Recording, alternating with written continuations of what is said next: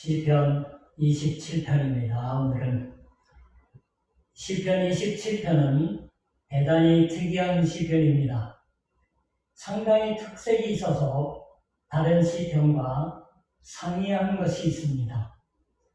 어떠한 점에서 특이하냐 하면 누가 보아도 알 수 있다고 생각하지만 그것은 이 시편에서는 전반과 후반의 다름이 상당히 뚜렷하다고 하는 것입니다.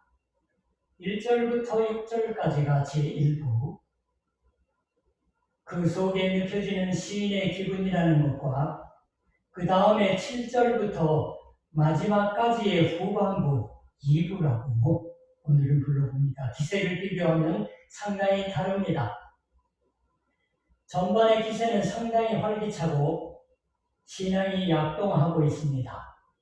이 시편의 전반 부분은 시편의 유형으로 나눈다면 하나님께로의 신뢰의 노래라고 말할 수가 있습니다. 이 시인은 여러 가지 시련에 애워싸여 있지만 결코 거기에 지고 있지 않습니다. 그것을 밟아 뭉개고 간다고 하는 활기찬 기분이 약동하고 있습니다. 눈앞의 시련이나 주의를 애워싸는 그 전부를 때려눕혀 간다고 하는 기백에 차고 넘치고 있습니다.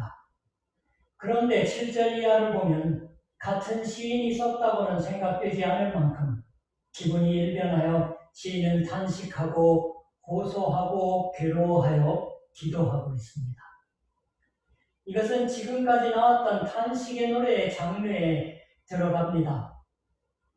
이처럼 전혀 기분이 다른 시가 같은 시편 안에 제1부, 제2부로 나란히 있다고 하는 점에 이 시편에 비상한 특징이 있으므로 그래서 이것이 특이한 시편이다라고 말씀드릴 만도 합니다. 너무나도 기분이 다른 시가 들어있는 것은 이상하다. 전반과 후반에서는 시인이 다른 게 아닌가. 나중에 이것을 편집해서 결합시킨 것은 아닐까라고 생각하는 학자도 있는 것이지만 그러면 대체 무엇 때문에 다른 것을 갖다 붙였던 것인지 알 수 없는 것입니다. 어떤 연구자는 이것은 같은 시인인 것이지만 만든 장소가 다른 것이다 라고 말합니다. 전반은 예루살렘에서 멀리 떨어지지 않은 곳에서 만들어졌다고 말합니다. 시인의 신앙은 성전에 올라가서 하나님을 예배하는 것에 관계하고 있습니다. 하나님이 언제든지 자기 자신과 함께 있다고 하는 굳건한 신앙에 서 있습니다.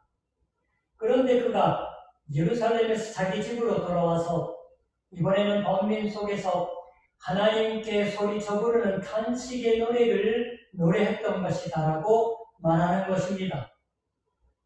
그러면 어떻게 해서 동일한 시인이 딴 장소에서 시를 짓고 게다가 그것을 결합시켰던 것일까요? 이것도 설명 불능입니다. 설명 불충분해서 잘 이유가 알 수 없는 것입니다.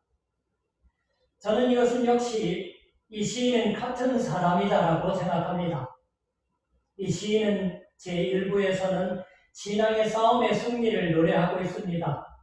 그러나 같은 사람이 동시에 계속해서 탄식의 노래를 부르고 있는 것입니다. 왜냐하면 어느 쪽도 놓인 상황이 같은 것인 것입니다.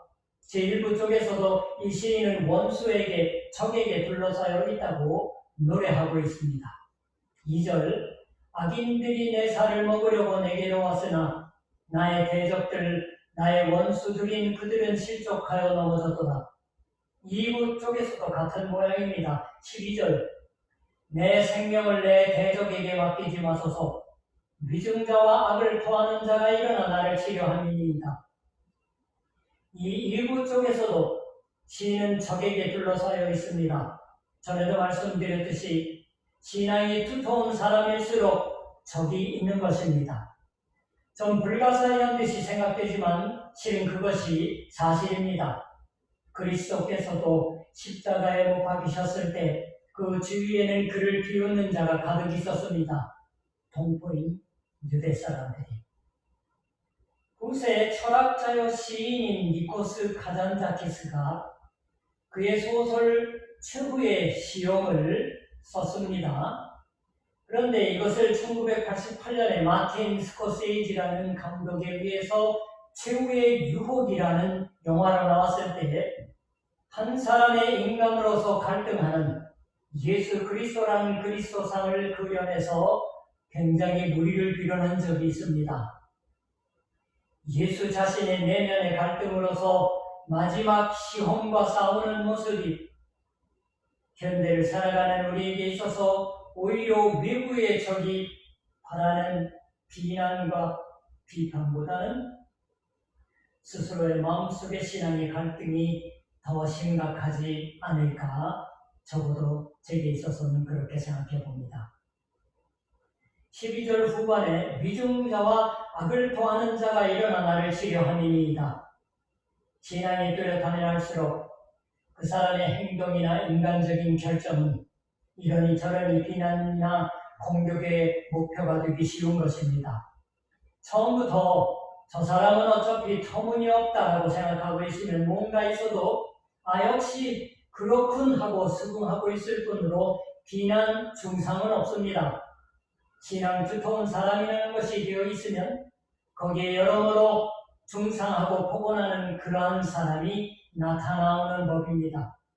그건 상당히 혹독한 공격이었다고 시인이 말합니다. 2절 초반에 다시 읽어보죠.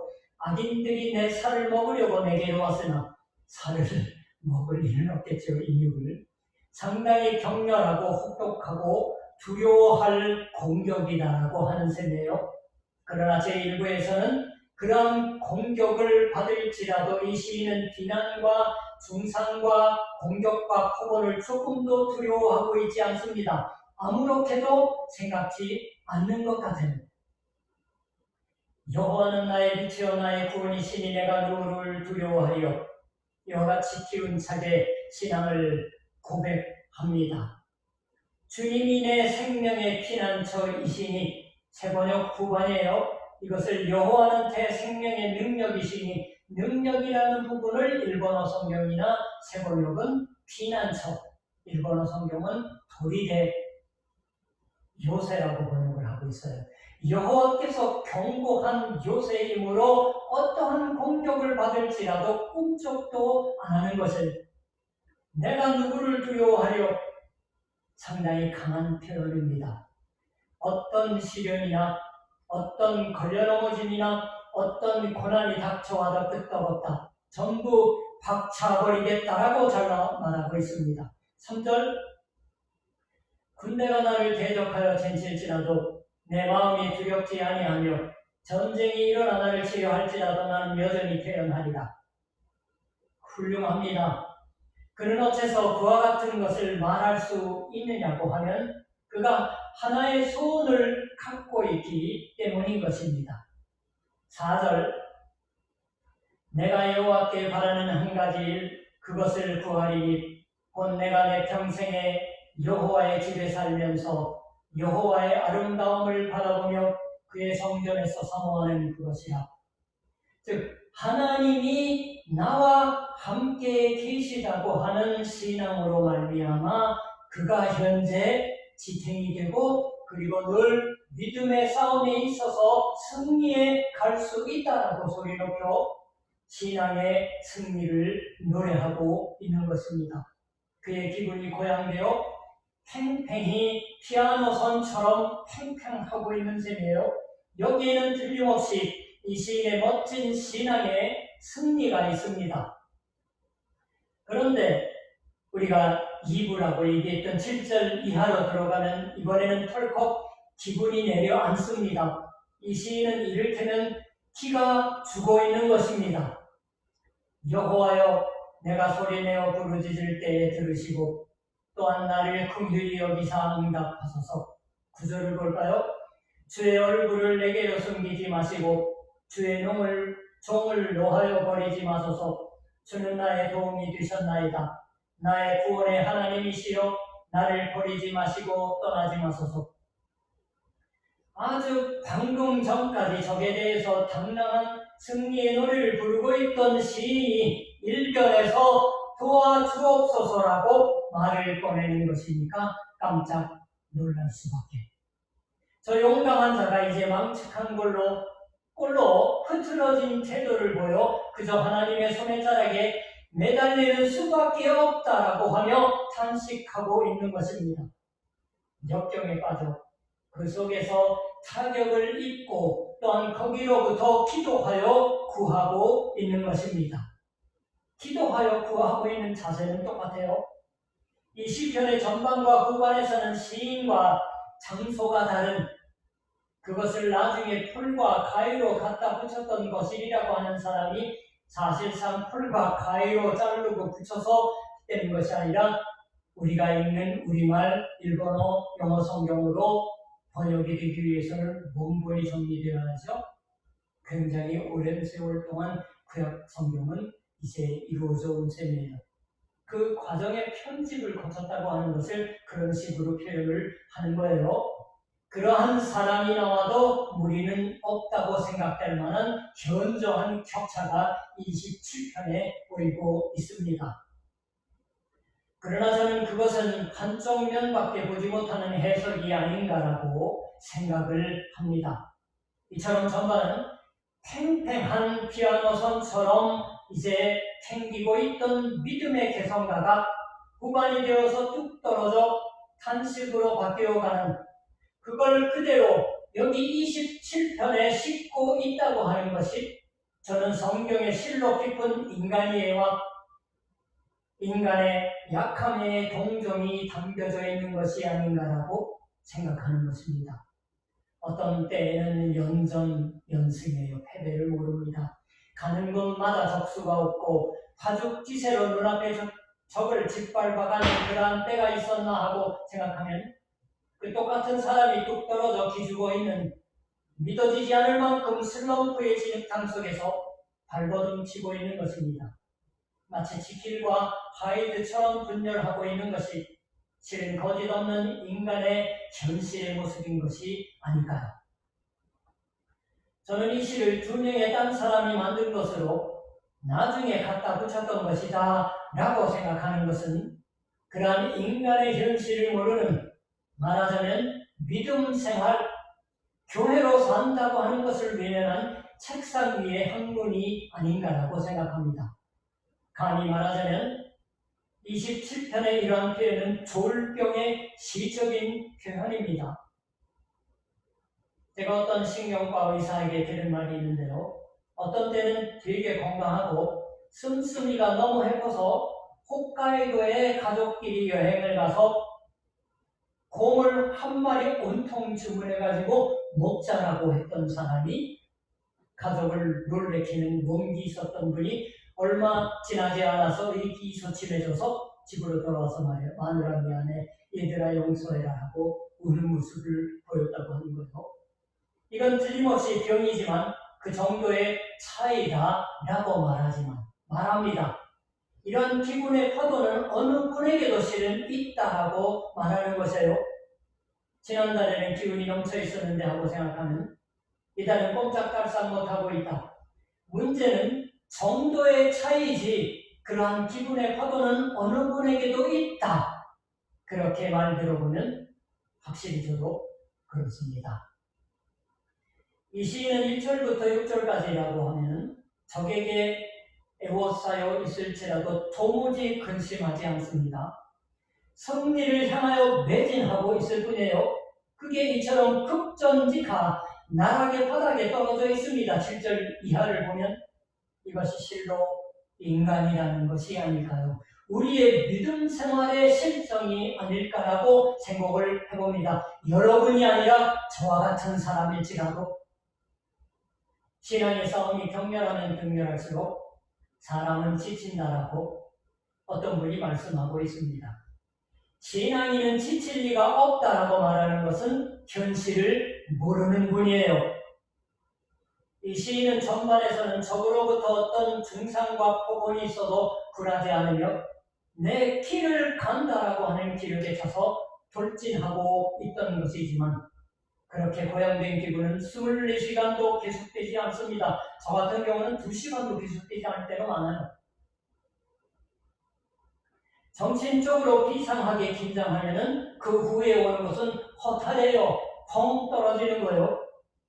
저도 솔직하게 고백드리는 목사인 저도 실은 그런 것이어서 주일날 열심히 설교를 하면은 벌써 오후 2~3시 이후가 되면은 지쳐서 멍해요. 그래서 진중한 것을 그 이후에 제가 들을지라도 나중에 기억을 못하고 있을 경우도 꼭 있습니다. 그래서 죄송할 적이 있는 거예요. 그걸 독서하거나 명상하거나 기도하거나 하고 있는 동안에 배터리가 충전되는 것처럼 차츰 기력이 회복되어 오는 것이에요. 저는 월요일날 사실 오전 중에는 굉장히 영화를 봅니다. 넷플릭스나 아마존에서. 이것이 젊은 사람, 특히 신학생이 되면 월요일이 되어도 화요일이 되어도 수요일이 되어도 아직 기가 죽어 있다고 하는 사람이 때때로 있어요. 주일날 너무 긴장했기 때문이겠지요. 그런 사람이라도 시간이 지나 오래되고 숙련돼서 단련되면 그 회복도가 빨라집니다. 믿음의 싸움도 같은 모양이어서 승리가 계속된 후에는 피곤이 올 적이 있습니다. 승리가 크면 클수록 피곤도 심해서 다음에 오는 큰 슬럼프나 우울, 디프레션이 찾아올 가능성이 있는 것입니다. 그렇게 되면은 어떻게 하면 좋은 것일까요? 이제 소망이 없느냐고 하면 결코 그렇지 않습니다. 실은 깊은 우울 중에서야말로 순수한 신앙이 가리워져 있을 뿐이지 눈부시게 빛나고 있는 것을 우리가 성경을 통해서 알게 해주시니 얼마나 다행일까요? 이게 오늘의 시편 27편의 의미입니다. 이제 일단 디프레션, 우울이 되면 인간은 재차 일어설 수 없는 것인가 하면 결코 그렇지 않습니다. 또 회복되어오는 이것이 이 27편과 같은 시가 부여해주는 큰 믿음의 위로가 되는 셈입니다. 인간의 활동력, 정신력이 다 소모되어서 이제 피 한 방울도 남지 않았다고 생각되는 그 어둠 속에서 실은 조용히 세미한 하나님의 음성이 들려오는 것입니다. 이 시인은 아마 예루살렘 성전에서 엎드려 기도하고 있을 때 그러한 음성을 들었음에 틀림이 없습니다. 7절과 8절 읽어볼게요. 여호와여, 내가 소리내어 부르짖을 때에 들으시고 또한 나를 긍휼히 여기사 응답하소서. 너희는 내 얼굴을 찾으라 하실 때에 내가 마음으로 주께 말하되 여호와여, 내가 주의 얼굴을 찾으리이다 하였나이다.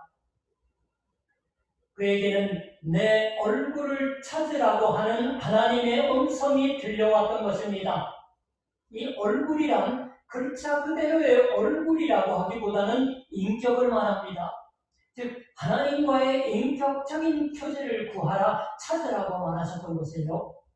완전히 힘이 다해서 벌렁 자빠졌을 때 우리가 구해야 할 것은 드링크가 아니에요. 하나님 이외에 아무것도 아닌, 다름 아닌 하나님 자신과의 인격적인 교제입니다.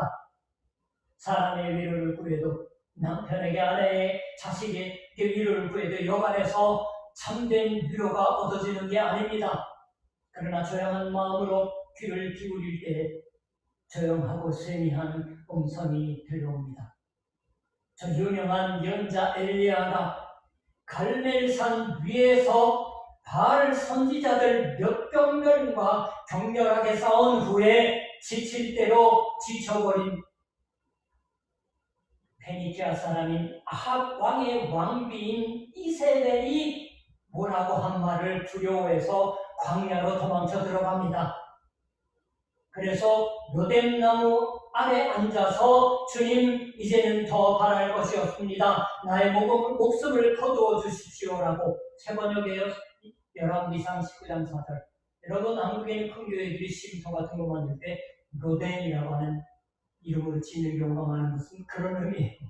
여기서는 완벽하게 지쳐버려서 이제 더 이상 도망다니기 싫으니까 목숨을 하나님 가져가십시오라고 말할 적도 있었던 이 엘리야가 이번에는 시내산 정상에서 하나님의 세미한 소리가 들려왔다라고 열왕기상 19장 12절에 나옵니다. 이 세미한 소리라고 하는 것은 문자적으로는 조용히 잦아들고 있는 바람 소리를 의미합니다. 오늘 27편에서 이 시인도 절실하게 기도합니다. 주의 얼굴을 내게 숨기지 마시고 주의 종을 노하여 버리지 마소서. 주는 나의 도움이 되셨나이다. 나의 구원의 하나님이시여 나를 버리지 마시고 떠나지 마소서. 이 시인은 이 침체의 징그러움 속에서 절실하게 기도하고 있는 것입니다. 여기서 실로 우울 속에서의 신앙이 눈부시게 빛나고 있는 것을 다행이지만 우리는 알아요. 본인은 아직 모릅니다. 기도하는 본인은. 10절 볼까요? 내 부모는 나를 버렸으나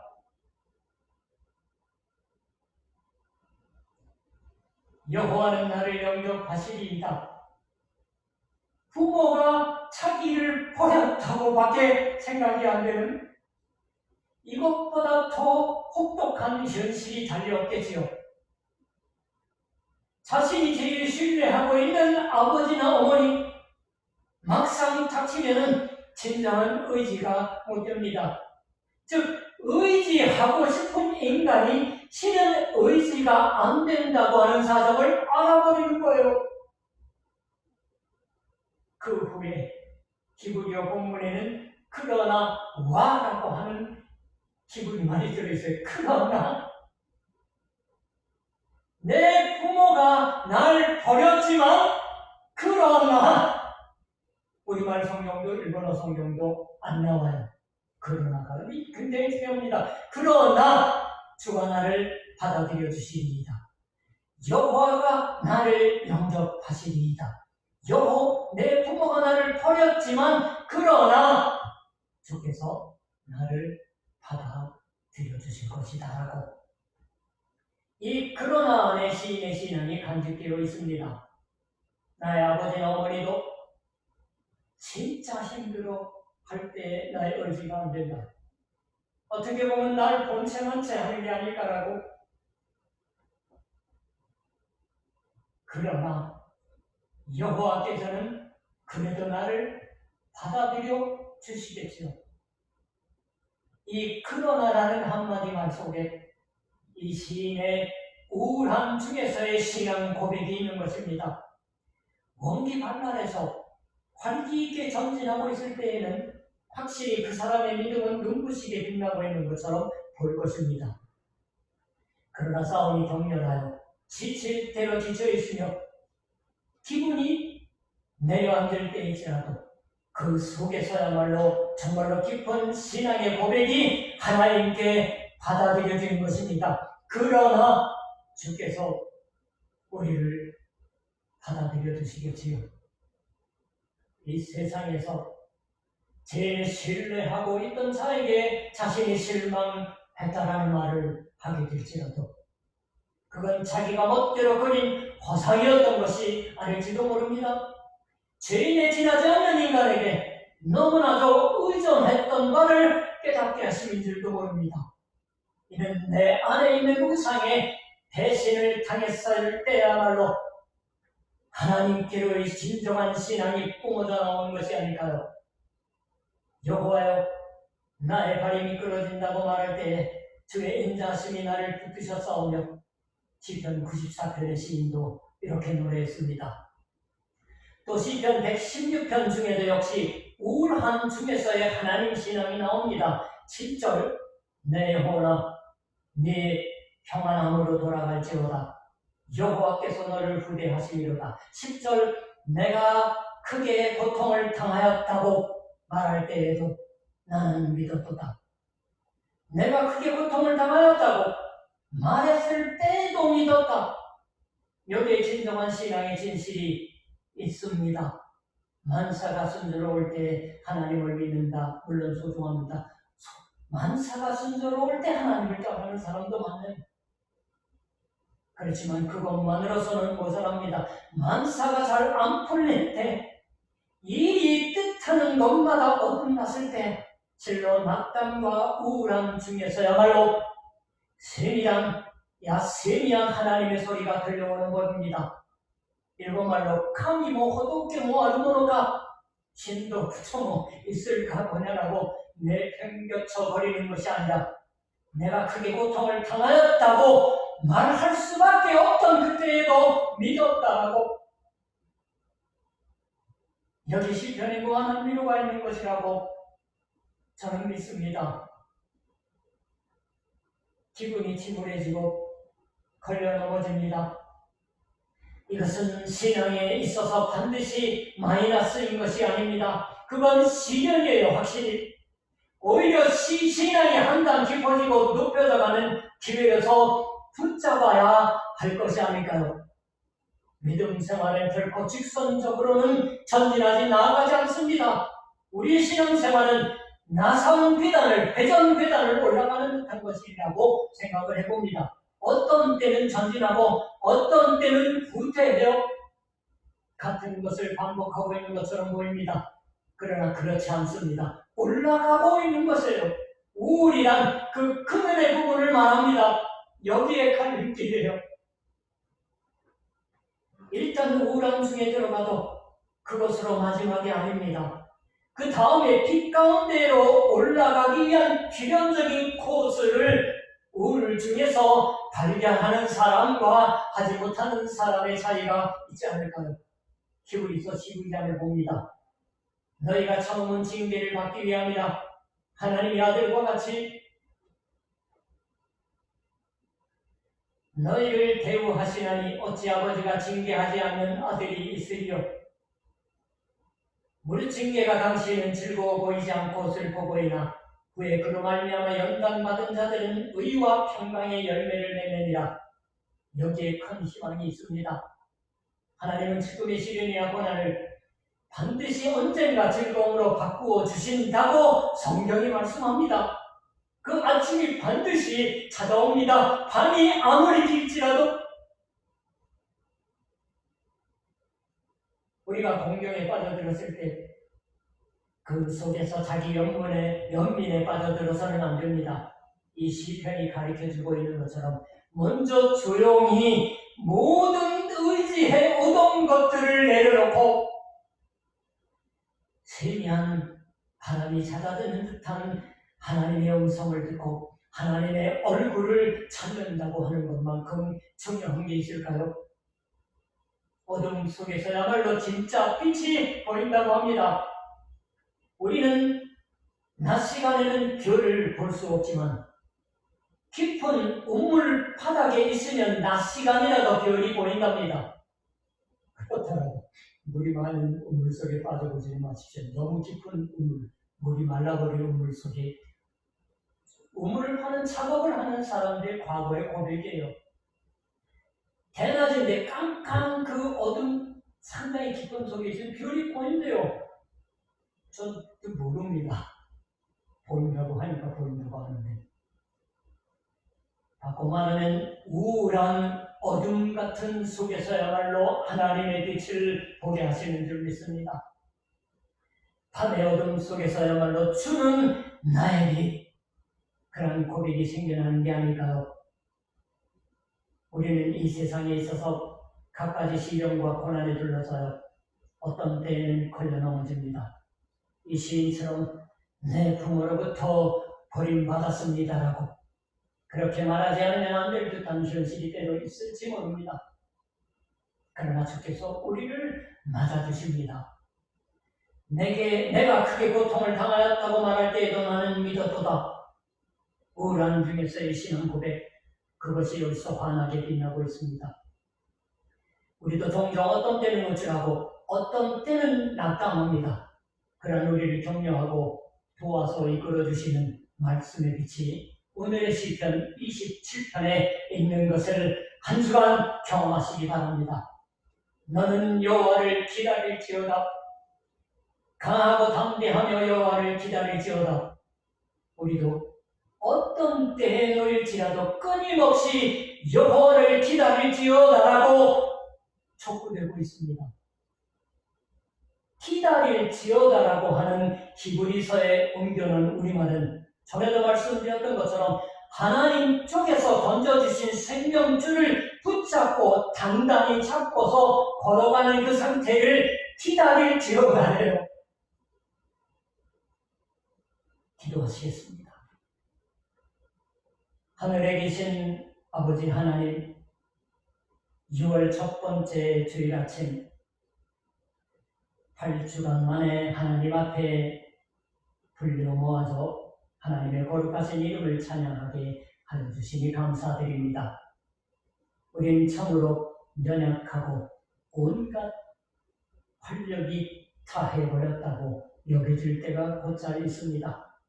그와 같은 때야말로 당신이 함께 계시다고 하는 믿음으로 끊임없이 고백할 수 있도록 위로부터의 능력과 인도함을 허락해 주시옵소서.